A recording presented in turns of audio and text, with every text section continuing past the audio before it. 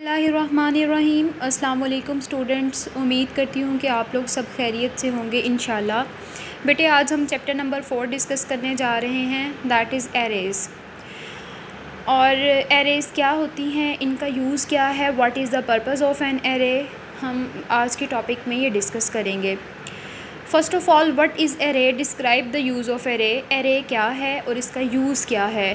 बेटे जैसे हर लेक्चर से पहले मैं आपका कॉन्सेप्ट क्लियर करवाती हूँ कि ये जो टर्म है उसका क्या पर्पस है, उसका यूज़ क्या है और वो टर्म क्या है। उसके बाद हम रीडिंग करते हैं। आज भी हम ऐसे ही करेंगे। सबसे पहले मैं आपको एरे का कॉन्सेप्ट क्लियर करवाऊँगी। देखिए बेटे, हम पहले वेरिएबल्स के साथ काम करते थे। अगर हमें कोई भी चीज़ इनपुट लेनी है वो भी हम वेरिएबल के थ्रू लेते हैं, ठीक है। उसके लिए हम पहले वेरिएबल लेते हैं और उसमें इनपुट लेते हैं। अगर हम किसी भी प्रोग्राम की आउटपुट डिस्प्ले करवाना चाहते हैं तो उसके लिए भी पहले हमें वेरिएबल की ज़रूरत होती है। अगर हम कोई प्रोसेस करवाना चाहते हैं उसके लिए भी हमें वेरिएबल की ज़रूरत होती है। जैसे मैं आपको एग्जांपल देती हूँ कि आपसे कहा जाता है कि बेटे एक ऐसा प्रोग्राम लिखें जो 2 नंबर इनपुट ले, उन 2 नंबर्स को जमा करे और आपको रिज़ल्ट दे दे। अब आप क्या करते हैं, जब आपने इनपुट लेनी है तो आप 2 वेरिएबल्स लेंगे, ए और बी के नेम से लेंगे या नंबर 1 नंबर 2 के नेम से लेंगे। It's up to you, got it.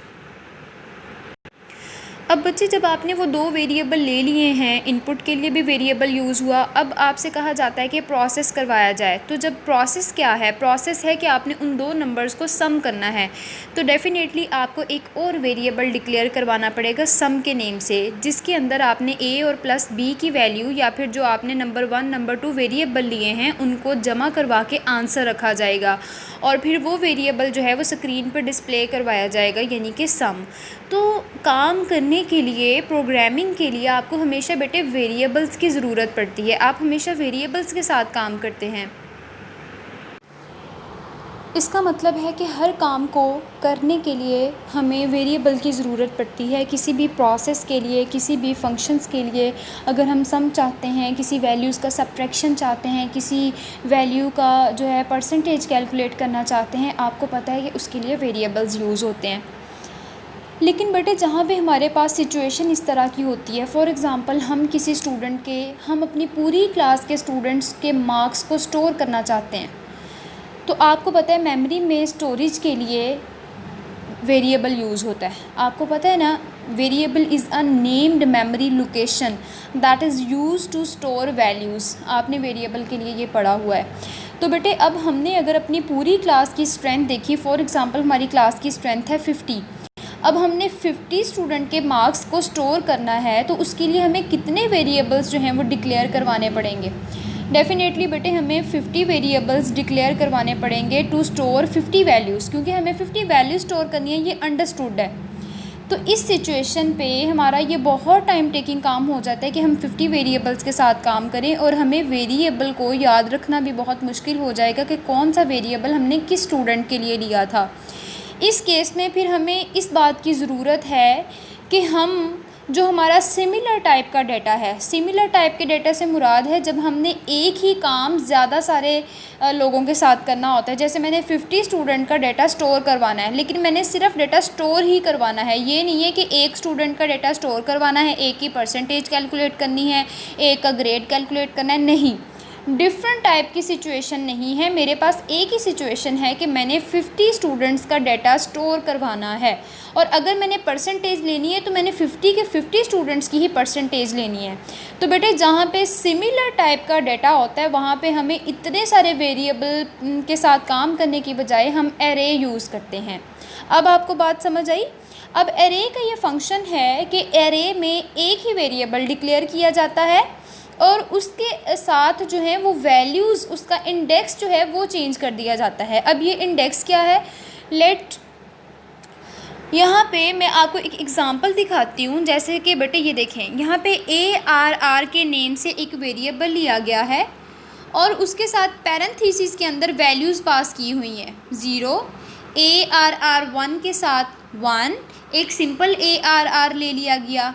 एक आपके पास ARR3, 2, 4, इस तरह से हमने एक ही वेरिएबल के साथ सिर्फ उसकी जो इंडेक्स वैल्यू है, बेटे इंडेक्स वैल्यू कौन सी है, ये जो 0 पैरेंथेसिस के अंदर 1, यहाँ पे पैरेंथेसिस के अंदर 2, इस तरह से ये जो 1, 2, 3, 4, और यहाँ पे एक बात नोट करें, आपका जो इंडेक्स है वो हमेशा 0 से स्टार्ट हो रहा है। तो 0, 1, 2, 3, 4 ये जो वैल्यूज़ हैं इनको आप सबस्क्रिप्ट वैल्यू भी कहते हैं, इनको आप इंडेक्स वैल्यू भी कहते हैं, ठीक है। और ये जो वेरिएबल ARR है इसको हम सबस्क्रिप्ट वेरिएबल कहते हैं क्योंकि ये अपने इंडेक्स के साथ कॉल किया जाता है। इस तरह से क्या होता है, मुझे एक ही वेरिएबल की ज़रूरत पड़ी है ARR, एक ही वेरिएबल। ये ARR का मतलब यहाँ पे एरे हम यूज़ कर रहे हैं, तो एरे के नाम से ही एक वेरिएबल ले लिया। आप यहाँ पे कोई और वेरिएबल भी ले सकते हैं, ठीक है बेटे। तो यहाँ पे आप मार्क्स भी ले सकते हैं, लेकिन पैरेंथेसिस के अंदर हमेशा वैल्यू जो है वो चेंज होगी। अब देखें, अब 50 स्टूडेंट का डेटा स्टोर करने के लिए मुझे 50 वेरिएबल्स की ज़रूरत नहीं है। मैं मार्क्स लिखूँगी और पैरेंथेसिस में उनकी इंडेक्स वैल्यू चेंज करती रहूँगी, मार्क्स 0, मार्क्स 1, मार्क्स 2, मार्क्स 3। इस तरह मुझे पता चल जाएगा कि रोल नंबर 1 पे जो स्टूडेंट पढ़ा है उसके कितने मार्क्स हैं, रोल नंबर 3 पे जो स्टूडेंट पढ़ा है उसके कितने मार्क्स हैं। स्टार्ट में 0 से करूँगी, 1 वाले को 0 इंडेक्स एलोकेट कर दूँगी। इस तरह से 0 से लेके 49 तक जो वैल्यूज़ हैं बेटे वो मैं स्टोर कर सकती हूँ विद इन 1 वेरिएबल, एक वेरिएबल के साथ। This is the function, this is the use and this is also an advantage of array. Array ये काम करती है, ठीक है। अब हम इसकी रीडिंग कर लेते हैं, आपको इसका पर्पस तो समझ में आ गया है। अब हम इसकी जो है वो रीडिंग करते हैं। An array is a set of variables that can store similar type of data। array को यूज़ करने के लिए ये शर्त है कि आपके पास सिमिलर टाइप का डेटा हो। This set of variables consist of different memory locations। आप एक सेट ऑफ वेरिएबल है ना आपके पास, ये जो आप ARR हमेशा यूज़ कर रहे हैं, आपने ये वेरिएबल डिक्लेयर करवाया ARR0, ARR1, ये सारे सेट ऑफ वेरिएबल्स हैं जो सिमिलर टाइप के डेटा पे वर्क कर रहे हैं और इनके पास डिफरेंट मेमोरी होती है। जो ARR0 इंडेक्स पे वैल्यू पड़ी है उसको एक अलग मेमोरी मिलेगी, इसी तरह से जो ARR1 पे वैल्यू पड़ी हुई है उसको एक अलग मेमोरी मिलेगी। These location are adjacent in memory and are indicated with same name. एक दूसरी बात यहाँ पे बेटे मोस्ट इम्पॉर्टेंट ये है कि जब हम वेरिएबल्स के साथ काम करते हैं तो मेमोरी में हमें रैंडमली स्पेस मिलती है, क्योंकि वेरिएबल्स जो होते हैं वो रैंडम एक्सेस मेमोरी में लेते हैं जगह, वो टेम्पररी होते हैं, दैट्स वाई वो रैंडमली लोकेशन लेते हैं और रैंडमली अपना डेटा स्टोर करते हैं। लेकिन बेटे जो एरे होती है उनको रैंडम लोकेशन नहीं मिलती मेमोरी में, उनको एडजेसेंट मेमोरी लोकेशन मिलती है बिल्कुल साथ साथ। जैसे कि आपने इस एग्जांपल में देखा, ये एक एरे है जिसके 5 एलिमेंट्स हैं। 5 कैसे, 0 से 4 तक बेटे 5 वैल्यूज़ बनती हैं क्योंकि एरे हमेशा 0 से स्टार्ट होती है। सो इन 5 एलिमेंट्स को डिफरेंट मेमोरी मिलेगी, यानी ये देखें इसकी मेमोरी ये है, इसकी ये है, इसकी ये है, लेकिन क्या होगा कि इनको जो मेमोरी है वो साथ साथ मिलेगी, ये रैंडम नहीं स्टोर हो रहे, एक ही साथ इनको मेमोरी मिलेगी। जितनी लंबी हमारी एरे होगी उतनी लंबी मेमोरी में एक ही साथ उनको जगह मिलेगी, ठीक है। सो इसलिए वो ये कह रहा है कि these locations are adjacent in memory. Each memory location can store 1 value and is called element of array. हर एक मेमोरी लोकेशन एक अलग वैल्यू को स्टोर करेगी और उसे हम एरे का एलिमेंट कहते हैं। The elements of the array are accessed with reference to their position और लोकेशन नंबर। डेफिनेटली हर जो मेमोरी लोकेशन है उसको हम कैसे स्टोर करते हैं, उसको स्टोर इस तरह से किया जाता है उनको जब हमने एक्सेस करना है तो हम उनकी वैल्यूज़ के साथ, यानी ये जो 0, 1 और उनकी लोकेशन और उनकी पोजीशन के साथ हमें उन्हें जो है वो एक्सेस करते हैं। जब भी हमने जैसे फॉर एग्ज़ाम्पल इस वाली एग्ज़ाम्पल में देखें, अगर मुझे ये 37 वाली वैल्यू को एक्सेस करना है तो डेफिनेटली मुझे इसे ARR वेरिएबल का नेम भी देना होगा और साथ मुझे इसका इंडेक्स नंबर भी बताना होगा कि इसका इंडेक्स नंबर क्या है।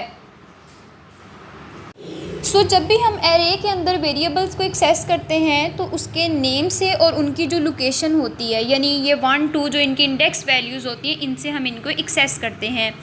The position number is called index और सब्सक्रिप्ट। इसको इंडेक्स भी कहा जाता है, सब्सक्रिप्ट भी कहा जाता है, जैसे कि मैंने आपको पहले भी बताया। The position of each element in array is different. The first element of array has an index value of 0।